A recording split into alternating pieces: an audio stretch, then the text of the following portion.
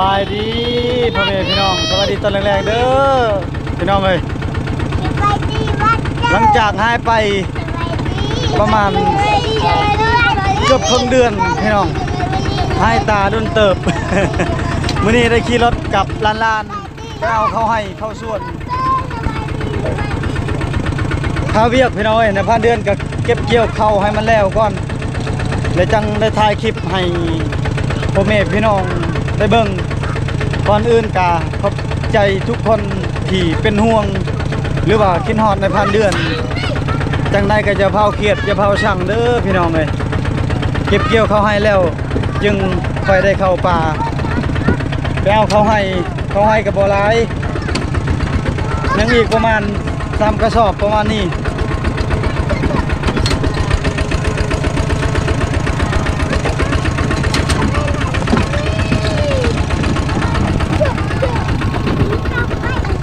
สบายดี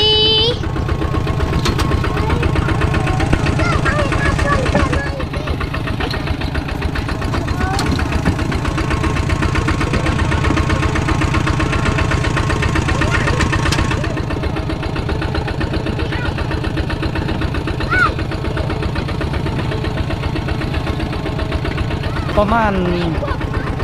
4-5 ปีบ่ได้เฮ็ดให้พี่น้องเอ้ยปีนี้ฮะก็เริ่มเฮ็ดให้บัดเท่ามาแห้งเมื่อยกว่าเก่าพี่น้องแห้งนักเบียกกว่าเก่ายังอีกบ่ล้นใกล้สิฮอด2026พี่น้องเอ้ยใครได้เงินได้คำกะพยายามประหยัดใช้แน่เฮ็ดหยังก็ยากแล้วซุมื้อนี้เครื่องคองกระแพงอยู่ลาวประเทศลาวนี่เพราะว่าเครื่องคองแพงขนาดปีนี้ในพันเดือนตั้งใจว่าเก็บเข่าให้มันแล้วก่อนอยากได้เข่าประมาณ20-30 กระสอบมันจังกลุ่มครอบครัวได้กินแล้วจังค่อยเฮ็ด YouTube แล้วก็เก็บเงินเล็กๆน้อยๆส่งลูกชายเ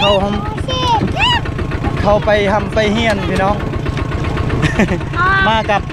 หลานๆแล้วก็ลูกชายเนี่ยจะหนีจะใช้สวัสดี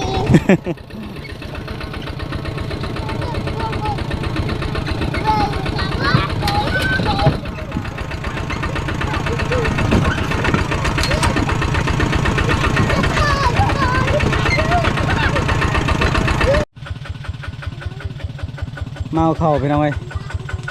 เขายังอีก3 กระสอบปีนี้ได้บหลายเขาพอได้กินอยู่ไม่วิกใหญ่พี่น้องไม่วิกใหญ่แล้วไม่วิกเริ่มใหญ่แล้ว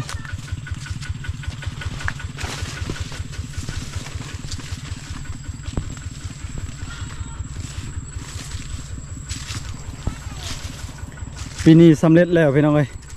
ในพันเดือนเก็บเข่าหรือว่าหุดเข่าเรียบร้อยแล้วปีนี้ได้กินมักถั่ว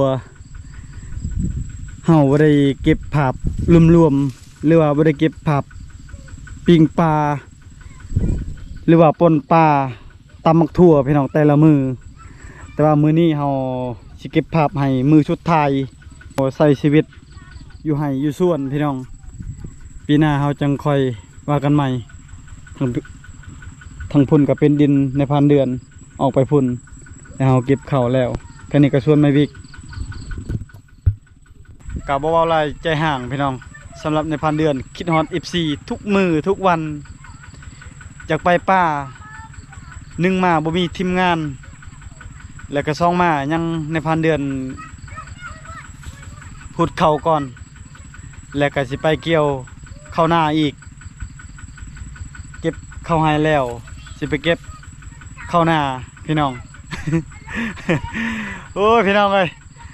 หายตาหายหน้าลายมือลายวันแล้วพี่น้องในใจ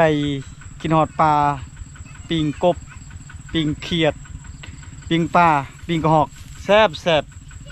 จังใดกะอย่าเผาเบื่ออย่าเผาสั่งพี่น้องเอ้ย แต่ละมือครับบ่ได้ตำมักทั่วจนเบื่อกินบ่แม่นเว้าขี้คุยดอกพี่น้องเอ้ยมักทั่วนี่ไข่ เ เขาไม่ได้ขายมีแต่ปลูกกินเอง ต่อไปจะได้กินมักทั่วแห่พี่น้องวันนี้เอาเข้าก่อนจะได้กลับบ้าน ไข่ดากิมไม่ได้ดาเนี่ยกินตะปาสไปดิ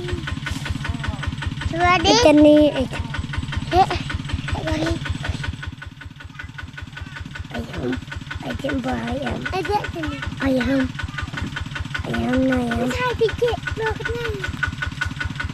ท้ายมันท้ายก่อนอันดันไปกินกินบังลูกไทยไหม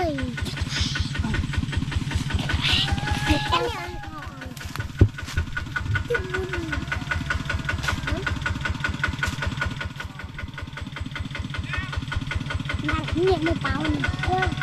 ชูได้แกเบรมปานังแกได้ไม่เน่ต่อ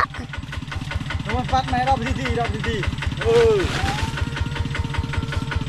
เงาสไลด์เลยเครื่องเงาเครื่องบ่มเนี่ยชอบมาดูทุกเนี่ยสิไอ้ซอกระแมนไอ้ซออาเซตไอ้ชุดตาเรียนโอ้ชอไทยดาอาเซต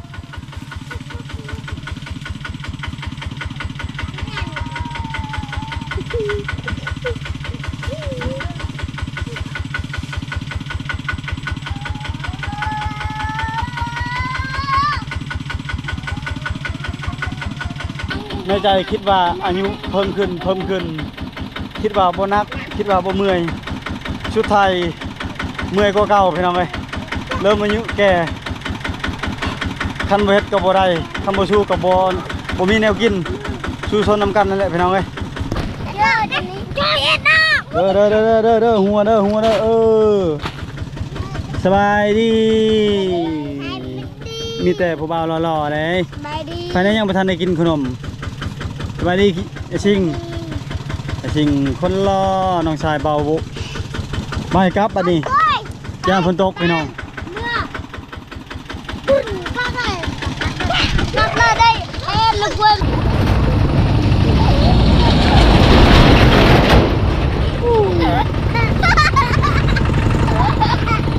บริเวณหดทางเลย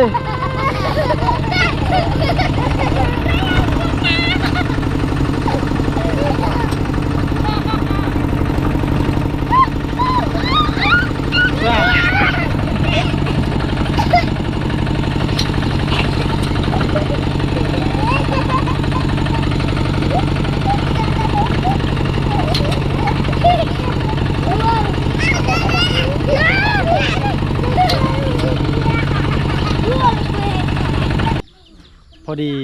มาฮอดเฮือนฮอดสานพี่น้องไงช่วงนี้เมื่อย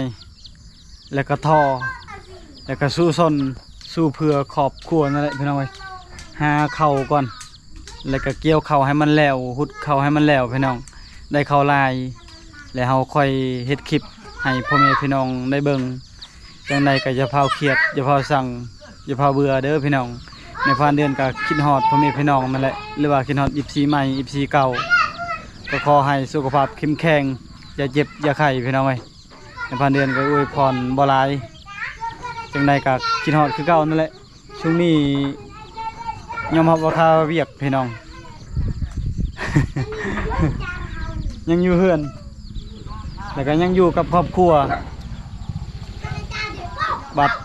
เวียกแล้วก่อนว่ากันใหม่การสำหรับวิดีโอนี้ว่ามียังมาพักมาตอนก่อนอื่นขอบใจพ่อแม่พี่น้องทุกคนแล้วก็ขอบใจสำหรับภัยเป็นห่วงพี่น้องเลยในผ่านเดือนก็อวยพรบ่หลายไปพอกันวิดีโอหน้าบาย